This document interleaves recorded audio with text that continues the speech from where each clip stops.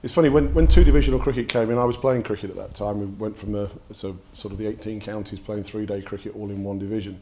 It was incredibly exciting, and there wasn't a lot of belief that the two divisions would make that much difference when it first came in. It just meant that all the games meant something. What's happened now is that over the last 5 years particularly, it has made a difference, you know, to the perception of the success or the, you know, the sort of the stature of the club. And it doesn't feel good when Warwickshire is in Division 2. So for what Ash and Jim did this year and sort of getting the boys back up was fantastic. They say in football that the actual toughest division to get out of is the Championship, rather than actually, you know, going up from League 1, League 2, you know, or even competition in the Premier League. And it's not too dissimilar a thing in county cricket as well. You know, getting out of Division 2, there's a lot of people who want to be in Division 1, and of course Warwickshire have a little bit more resource than some of the others, but you still got to churn it in, day in, day out, in the county grind, and put in the performances consistently. You know, you take your foot off the pedal for one moment, and actually someone else is, you know, just behind you and you know, sniffing at your heels, ready to overtake you to want to get back into Division 1. There's usually 3 or 4 clubs who are in and around that spot. So for Warwickshire to do what they've done this year so swiftly as well, I think is a really, really impressive effort. They're back where they belong in Division 1, mixing it with the big boys. It was a difficult year for us last year.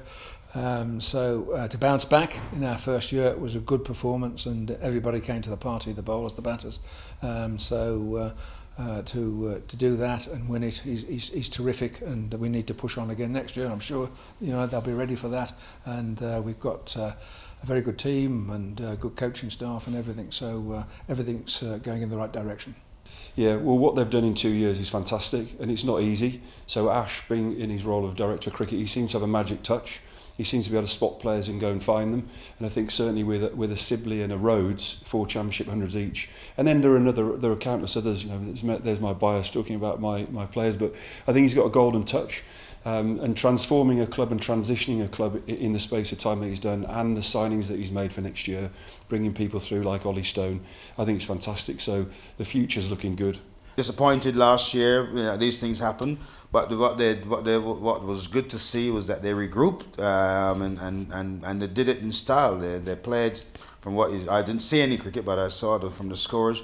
They played in a lot of style. You know, Ian Bell, wonderfully talented cricketer, and still probably couldn't have to play for England, quite frankly, to be honest. There are not that many better top order batsmen than Ian Bell, but luckily Warwickshire lucky to have him for the full season. So he came good. I thought it was really sort of pertinent, if you like, at the end of the season. I can't remember if it was the last game or the penultimate game, but the game when they actually got up was first innings. It was Bell and Trott that sort of set the standards and got the whole sort of season going. Then the present generation, the younger guys, got the hundreds in the second innings. And I sort of watched that and saw the stats that actually the club's in good hands, and it's, you know, future's in a good place. Trotty obviously retiring and moving on, but Belly's still there. You need that transition. It's within the playing ranks, not just in sort of off the field and sort of different generations. A different generation within the current side, and Warwickshire being in the first division. You know, we've got a massive year next year at the ground with the World Cup and the Ashes coming up as well. So hopefully 2019 is going to be a very special year. Great for the Bears to definitely be back in Division 1. They've got the talent to perform and you know, to compete at that level, and I'm sure that's what they'll be looking to do from next season. Well, the thing is, it's always intriguing, because just because you've got a good team and just because you're a big club doesn't mean you're going to get promoted or win trophies, and you've just got to look around the world of sports, never mind just cricket or this country. You know, Warwickshire has a tradition of winning, and if there's a period of time where it seemed to be barren, there is pressure. It's the second biggest city in the country, so there are pressures that come with it. We're pretty good at winning trophies. If you check the records, they come in clusters. They did with us. Last year was tough, and there was you know, a lot of change, but there's a lot of youngsters coming through as well. So like Henry Brooks, you know, watching him perform at 18, 19 years old, bowling 90 miles an hour and getting everybody excited. And if that is just one example of what they've got coming through, a core of senior players, people like Ian Bell, and obviously Trotty's retired now, but that what is crucial is that the spine are Bears.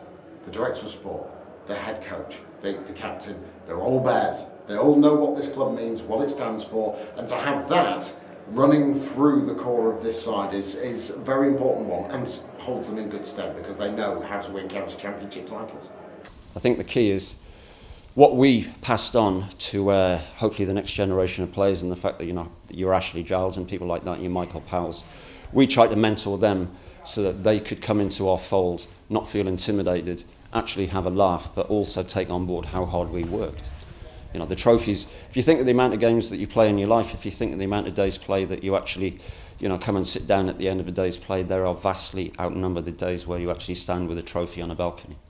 You know, so there's a huge amount of work that goes on, and hopefully we pass that on to these guys. And Ash will obviously enforce that, Trads, people like that. Yeah, I think people are overlooking that in the past 5 years, Warwickshire have won most of the trophies, haven't they? So they did have a blip and they were relegated, but actually they're still successful. Yeah, I think the ingredients are there, the people are there, the players are there, so you just need a little bit of luck then along the way, don't you?